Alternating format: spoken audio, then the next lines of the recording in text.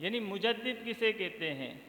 مجدد کا معنی ہوتا ہے دین کی تجدید کرنے والا، اور یہ معنی رسول پاک صلی اللہ علیہ وسلم نے اپنی حدیث میں بیان کیا۔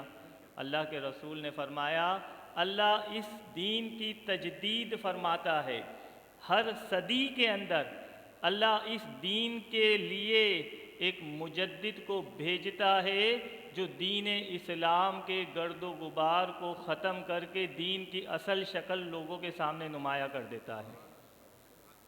یعنی مجدد کیا ہے؟ جو دین اسلام پر گرد و غبار آ جاتا ہے، اس دین کے اس گرد و غبار کو ہٹانے والا ہوتا ہے۔ یعنی دین اسلام کی شکل کے اوپر جو گرد جم رہی ہوتی ہے، گرد وہ بدعتوں کی گرد ہوتی ہے، وہ گرد جو خرافات کی ہوتی ہے، ان خرافات کو ختم کرتا ہے، ان جو ہے گرد بدعتوں کو ختم کرتا ہے اور اللہ کے دین کی تجدید کرتا ہے۔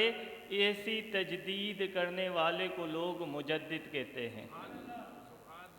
اب اللہ کے رسول نے فرمایا یہ تجدید کرنے والے قیامت تک آتے رہیں گے، کیونکہ باب نبوت بند ہو چکا ہے، لیکن اس دین کی تجدید کرنے والے یہ قیامت تک آتے رہیں گے۔